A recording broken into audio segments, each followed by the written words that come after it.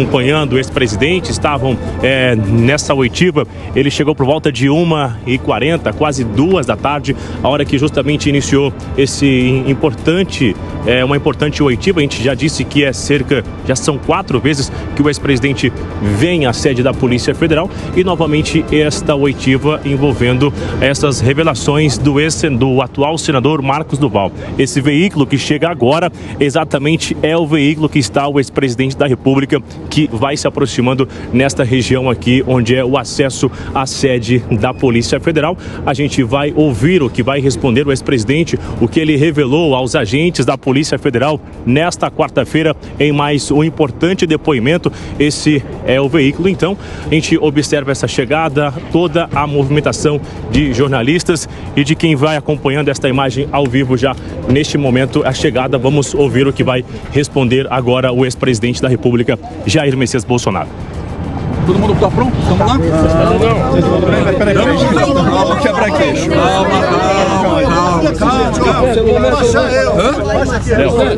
Calma.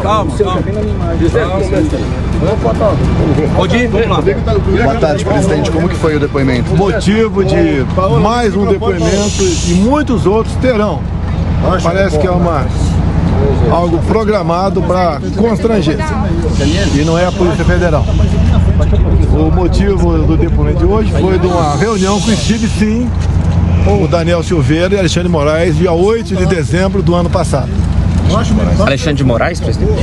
Desculpa aqui. Marcos Duval e Daniel Silveira, no dia 8 de dezembro do ano passado. O que foi tratado? Nada. Por que tomou volume esse aqui? Porque no início de fevereiro desse ano teve uma live do Marcos Duval, onde ele falou que tinha uma bomba que ia ser publicada na Veja poucos dias depois. Na própria manhã, o Marcos Duval se retratou e falou que não tinha nenhuma bomba. E daí tornou-se público uma mensagem no Zap do Marcos Duval para o senhor Alexandre de Moraes no dia 9 ou 10 de dezembro, logo após aquela reunião comigo. Isso está à disposição da mídia, nós mesmos divulgamos, onde no final da mensagem que o Marcos Duval mandou para mim, eu respondi para ele embaixo: coisa de maluco. Ele disse: exatamente. Ou seja, nada aconteceu no dia 8 de dezembro, até porque eu não tinha nenhum vínculo, com o senhor Marcos Duval. O que eu me lembro, eu nunca tive uma reunião com ele, nunca recebi audiência, a não ser talvez fotografia, o que é muito comum acontecer entre nós. Então nada foi tratado, não tinha nenhum plano, pelo menos o tratado ali, naquela reunião de aproximadamente 20 minutos, para alguém gravar o ministro Alexandre de Moraes. Qual foi o motivo do encontro? Então, todas as perguntas eu respondo lá, fiquei em silêncio. O que é comum, como tive também no passado, um deputado que já era conhecido foi lá falar comigo sobre vacina, eu fiquei calado também. Agora o senhor entendeu que ele usava essa conversa com o senhor, uma conversa com o Alexandre de Moraes, para tentar ter uma autonomia, tentar ter ali um símbolo de amizade entre o senhor e também o ministro? Se pegar um pouquinho no tempo, que eu fui recordar, teve uma audiência pública antes do dia 8, acho que foi no Senado, e em dado momento o senador Marcos Duval pegou o microfone e falou: eu estou saindo agora porque tem uma reunião com o senhor Alexandre de Moraes. Bem, ele quis demonstrar ali que tinha algum grau de amizade ou intimidade, com o ministro Alexandre de Moraes. E tudo começou por aí. Daí então houve o contato do deputado Daniel Silveira, que o Marcos Duval queria falar comigo, assunto importante. Presidente, você imagina que ele ficou em silêncio no dia 8, mas Silveira e Duval conversaram sobre o que nesse dia? Olha, o que eu tirei da conversa que calada ali é que o Daniel Silveira queria que o Marcos Duval falasse alguma coisa. Ele também não falou nada. Alguma coisa o quê? Não, alguma coisa. Porque olha só, eu não sei qual foi o contato do Daniel Silveira com o Marcos Duval, o que eles conversaram. O que eu tinha de conhecimento também, ainda tenho, pode ser que seja equivocado, é que Daniel Silveira e Marcos Duval não tinham relacionamento. Passou a ter após aquela audiência pública, onde o Daniel Silveira, ao falar que iria se encontrar com o ministro Alexandre de Moraes. Marcos Duval. Marcos Duval fosse encontrar com o Alexandre de Moraes, podia extrair alguma coisa de útil desse possível relacionamento entre o senador e o ministro. E uma história do... Um ficou esperando o outro, se um ficou esperando o outro falar alguma coisa, o senhor não disse nada, essa reunião teve... Não tem interesse. Por isso que ela foi curta. Não tem interesse. Quanto tempo durou? Uns 20 minutos. Não durou. Olha, existia um namoro naquele momento de trazermos senadores para o partido, tá? E nada mais além disso. O senhor não Essa versão do Marcos Duval... Porque eu fui articular alguma coisa com um senador que eu nunca havia conversado com ele. Essa versão do Marcos Duval, presidente, ele alega que não reconhece se era no Alvorada, ele não reconhece onde era essa casa. Aconteceu no Alvorada? Onde foi? Foi no Alvorada. Eu acho que o Marcos Duval também se equivocou, né? Não foi só o Daniel Silveira. O Marcos Duval achava que era na Granja do Torto, demonstrando até nenhuma intimidade comigo. Se bem que o Alvorada sempre esteve aberto para... Todo mundo me procurou. O que mais o senhor falou para os investigadores aqui no depoimento? Só falei o que foi perguntado. O que mais foi perguntado? Nada. Perguntado basicamente isso. Que tratou a reunião? Nada.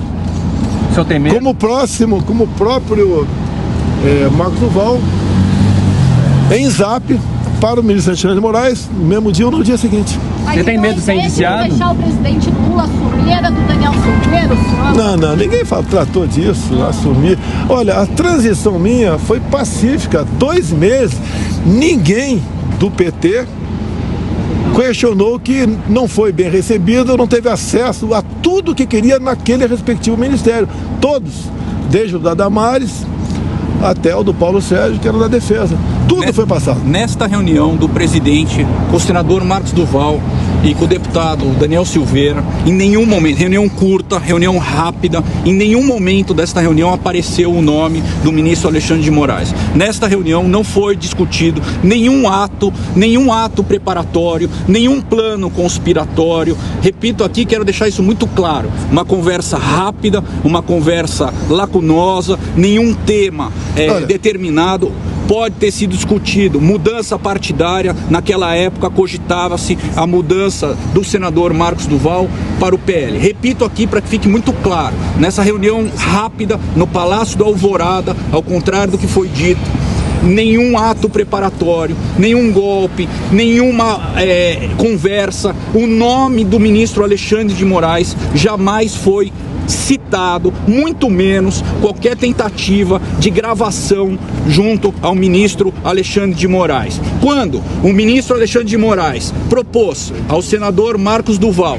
que reduzisse a termo o que ele dizia que era um plano, o senador disse que era uma coisa de inteligência extraterrestre, uma inteligência fora do Brasil, e se recusou a reduzir a termo referido plano.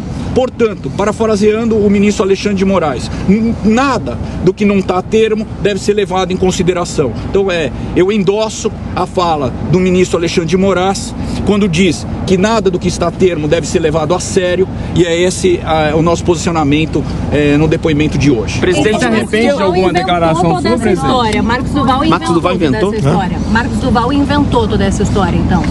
Não vou falar se ele inventou ou não inventou, ele que responda pelos atos dele, né? Ele foi levado ao Alvorada pelo Daniel Silveira, que me disse que ele tinha interesse em conversar comigo. Um assunto extremamente importante, tá? E tudo que o Daniel Silveira sempre fez, né? No passado tinha o nome Alexandre de Moraes. Agora o senhor, como advogado do doutor, desde que o senhor deixou a presidência, o que o senhor pensa sobre isso? Não entendi. Esse é o 4º depoimento do senhor ABF desde que o senhor deixou a presidência. Muitos outros terão.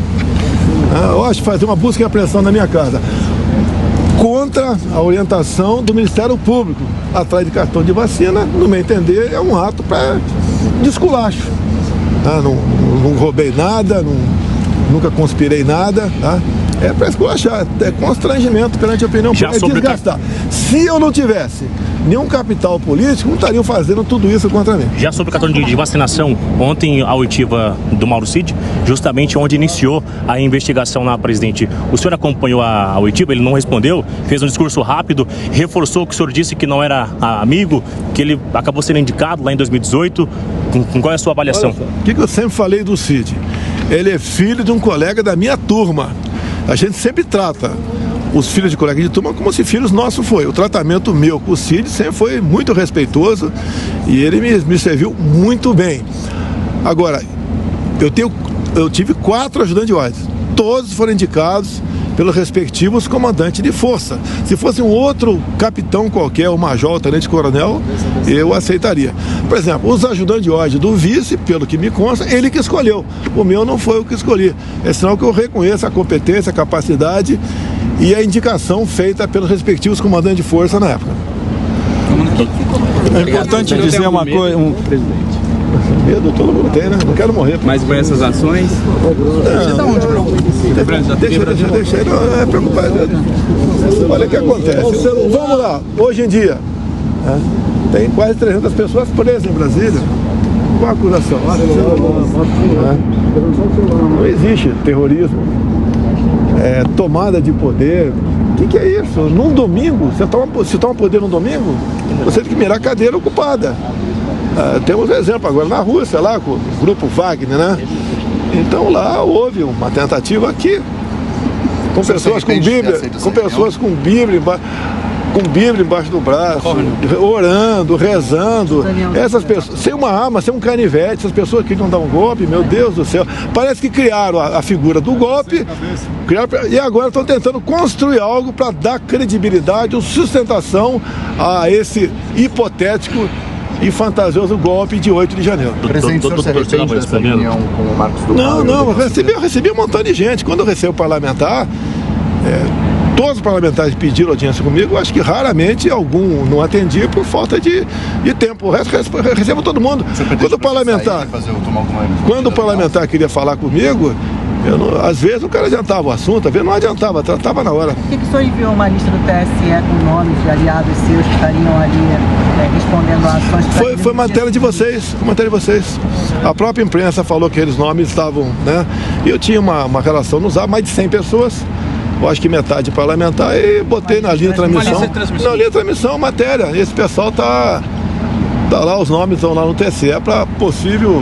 Inclusive o seu. Cassação, inclusive o meu. Agora, as conversas, doutor, entre as mensagens de WhatsApp não aparece o nome de Bolsonaro. Isso ajuda os advogados a montar uma linha para a defesa? Desculpa, não aparece o nome de Bolsonaro nas mensagens? As conversas não aparecem que o presidente enviou, que fez alguma articulação sobre esse roteiro, sobre esse plano. Mas ele não fez. Eu estou dizendo, isso ajuda os advogados? Eu acho importante. É importante. O telefone do Cid. Por que o telefone do Cid tinha tanta coisa lá dentro? Ele nunca se preocupou em apagar nada. O telefone dele, eu chamo de Muro das Lamentações, é uma caixa postal. Tudo que chegava para nós, para tratar coisa com o presidente, para tratar coisa com os ministros palacianos, ia para o telefone do Cid. Acredito que metade das coisas que chegavam no telefone dele nem conseguia abrir. Daí vem aquela história, o major lá do Rio de Janeiro, 02, né? 02, o Ailton, que está preso, questão de vacina. E tem uma mensagem dele pro Cid. Nem sei se o Cid abriu aquela mensagem. O major, ele com toda ele não é major, ele foi excluído, foi expulso do exército no início de 2000 e pouco. Ele foi candidato a vereador, deputado várias vezes, não conseguiu nada. Não tem liderança nenhuma. Quero dar importância para ele por causa de um áudio que eu mandei para ele. Eu falei, Ailton, você é o 02, o 01 é o Hélio Negão, que é meu irmão. Eu não posso nem falar o seu número, boa sorte. O que é isso? Ele queria que eu gravasse um vídeo para ele por ocasião das eleições, eu não gravei para ninguém. E pela data desse áudio, e nem posso falar o seu número, é sinal que ele queria algo no tocante a uma propaganda eleitoral. O Ailton tem capacidade, é o 02 do Bolsonaro no Rio. Eu chamo meus filhos 01, 02, 03, porque eu esqueço o nome deles, pô. Tá? Presidente, mas no celular do Cid tinha aquela foto que ele enviou para ele mesmo de um documento também, que teria ali um roteiro de ações a serem tomadas contra o TSE. Aí seria um documento que ele mandou para si mesmo, não que alguém chegou para ele. O que eu posso ver disso? Eu vi a declaração do senhor Ives Gandra Martins, que seria, segundo Ives Gandra, um trabalho da Escola de Comando Estadual do Exército, no qual o Cid era chefe de um grupo e a tese deles foi o artigo 142. É isso que eu vi, isso que eu tomei conhecimento. Acho que vale ressaltar no tema do Cid, adicionando o que a senhora perguntou. O Cid está preso hoje, completa os 71 dias, não há denúncia formal, portanto a defesa nem sabe sobre o que se defender. O Cid é pai de 3 crianças, de 3 meninas, aos nossos olhos, prenderam o Cid e jogaram a chave da cela dele fora. Então isso merece o destaque. O Dr. Paulo conhece bem o rito processual penal com relação à prisão preventiva e requisitos da prisão preventiva. A gente precisa compreender o seguinte: para você decretar a prisão preventiva, para além daqueles princípios de garantia da ordem pública, é necessário indícios de autoria e materialidade, que são os mesmos pressupostos para você processar alguém. Portanto, se você prende preventivamente, você tem 15 dias prorrogáveis por mais 15 para formalizar essa acusação. Muito importante. E qual é o ponto disso? Sem uma acusação, o indivíduo não pode se defender. E ele fica preso sem ter como exercer sua defesa.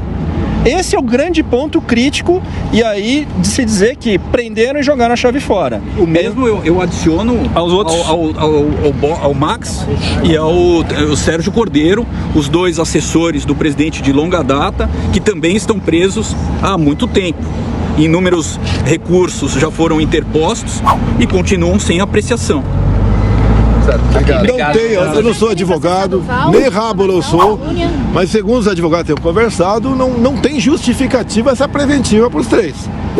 É o capitão Cordeiro, um capitão da reserva do Exército, é o sargento Max do BOP do Rio de Janeiro, à minha disposição, e o próprio tenente-coronel Cid, que eu digo que ele está vinculado ao Exército, está mais vinculado à presidência da República, no caso o GSI. Agora, não justifica essa prisão em cima deles, não tem justificativa.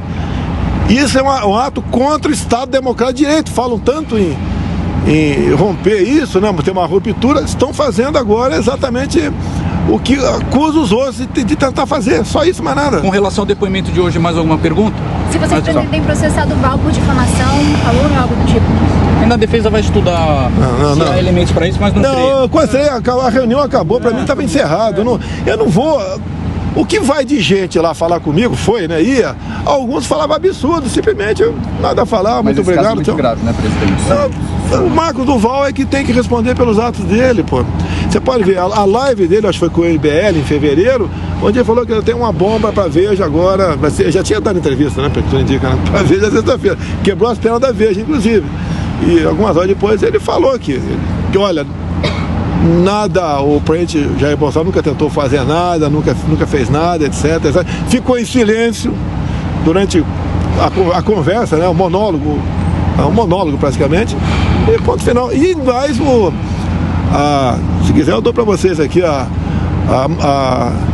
informação, né, o zap que ele mandou para o presidente Alexandre de Moraes na mesma noite ou no dia seguinte. Alguém tem aí? Vale a pena ver. Então, ou seja, agora, muita coisa aconteceu ali, o Marcos Val falou muita coisa, o próprio senhor ministro Alexandre de Moraes também falou alguma coisa. Desdisse muita coisa depois. Mas não incomoda o senhor o fato dele ter contado essa história, colocando o senhor no meio de uma reunião com o teor golpista? Eu não posso não incomodar, pô, eu tô aí, né, tô exposto, o chefe da nação tá exposto o tempo todo. Se arrependeu, pô, não se arrependeu, poxa, acontece, pô. Aconteceu, fez, encara, pô. Agora, dizer que o 8 de janeiro teria sido um ato golpista, pelo amor de Deus.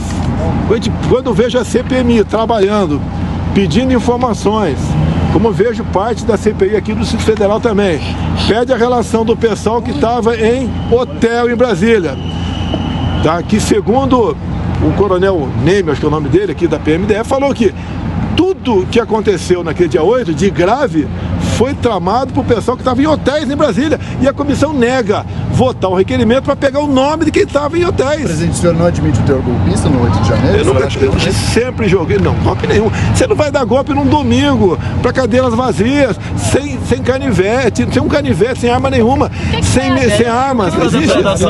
Vamos voltar ao tema de hoje. Esse aqui é o diálogo que o presidente fez menção. Isso trata-se de uma mensagem em que o senador... Pois não. Posso pegar aqui? Pode. Só, eu vou dar pra vocês. Eu deixo com vocês. Eu deixo com vocês. Deixa eu gravar aqui, ó. Isso. Vou ler pra vocês. Vou virar. Vou ler pra vocês. Para aí. Segura um pouquinho. Vou ler pra vocês. São uns 10 segundinhos aí. Eu deixo com você. Eu deixo você. Vou explicar. Isso aqui é um zap do senador Marcos Duval, enviado ao ministro Alexandre de Moraes. Por que nós temos isso? Porque esta mensagem foi encaminhada também ao presidente. Leio a mensagem. Boa noite, ministro. Desculpe incomodá-lo no seu horário de descanso. Acabei de pousar no meu estado, só retorno para Brasília na próxima terça-feira. Mas preciso adiantar uma parte do encontro que considero de alto grau de importância. Quem está fazendo toda a movimentação com o objetivo de levá-lo à perda de função de ministro e até ser preso é o DS. O PR não está fazendo nenhum movimento nesse sentido. O DS está tentando convencê-lo, dizendo ao PR que eu conseguiria adquirir as peças. O presidente responde a esta mensagem ao senador Duval. É a única ocasião em que o presidente interage com o senador. Coisa de maluco. Exatamente. O senador Duval responde. Exatamente. O senhor pensou em denunciar em algum momento depois que ele falou isso? Pô, isso é coisa de maluco, não vai denunciar ninguém, pô. Quer ficar, querido? Quer falar? Valeu, pessoal. Obrigado. Obrigado. E aí, gostou do vídeo? O que você achou? Então fala agora com alguma coisa, né? Comente aí, diga aí o que você achou, tá bom? Do vídeo. Você gostou, se não gostou, dá sua sugestão, sabe? Deixa seu like aí, sabe? Seu comentário, tá? Se tiver alguma sugestão pra gente aí também ter, que a gente vai agradecer muito, tá bom? Fiquem com Deus e até mais.